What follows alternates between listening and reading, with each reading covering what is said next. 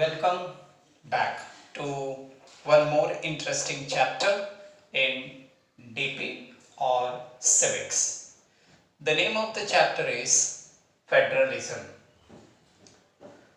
In the previous chapter, we have learned about forms of power sharing, how power was shared, and we learned about four forms of power sharing.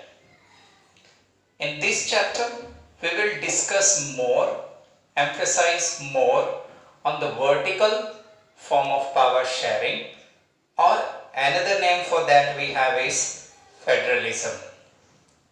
So let's come back to the terminology federalism. So what federalism means? Federalism means a system in which power is divided between the central government and other levels of government. We take example of India only. Before 90s, we had only two levels of government, central government and state government. But later on, there was need for the third level, so third tier was introduced. Just opposite of federalism is unitary government. In this type of government, there is one level of government. That is, the rule is done from the center. Or if there are subunits, these subunits are subordinate to the central authority. Subordinate means all the powers comes from the top to the bottom. These bottom level government cannot take any actions by themselves. First, they need to consult to the highest authority or the highest level of government. If they permit, then only they can carry out the work. After learning about the meaning of both the system, now we will see how the system, that is both the system, federal system and unitary system, are different from each other. This simple and very easy difference is asked for 3 marks in the board exam.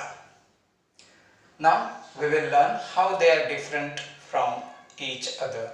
So the first point that we have is the nature of the government.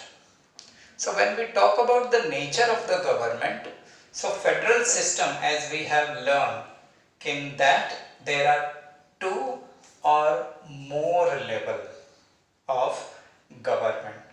So one government at the center which rules for the entire nation, and other one at the state level.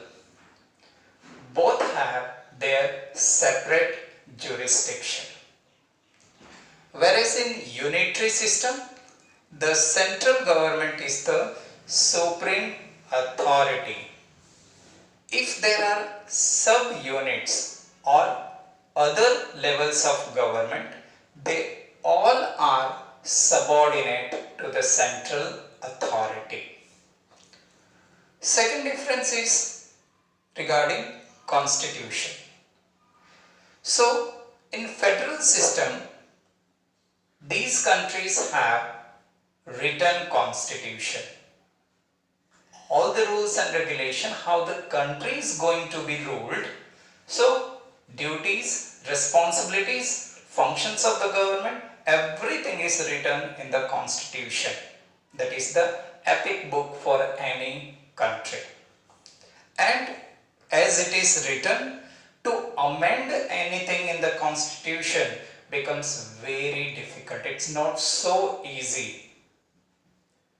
So to make any changes in the constitution, they need the permission of both the levels of government, that is central and the state. In In unitary system, they may have written constitution or may not have written constitution.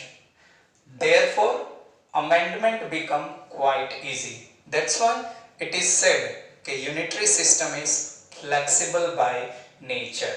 Changes can be done very easily, especially where the dictatorship is there. So there, whatever the high authority says, that becomes the final judgment. Third difference is function. So in this, both the level of government, they work independently. The state government is not a subordinate. They have their own sets of rules and regulation and work very easily. So they have their own power.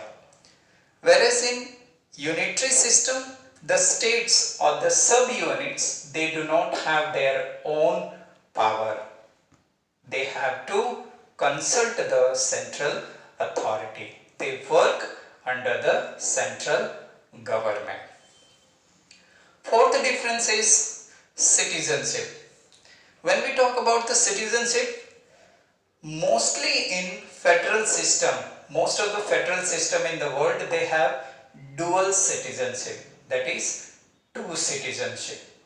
One for the entire country and one of the particular state. Take example, United States of America. But in our country, in India, we have only one citizenship for the entire country. In a unitary system, there is single citizenship. An example of federal system, we have Belgium, Canada, India. And example of unitary system, France, China, Korea,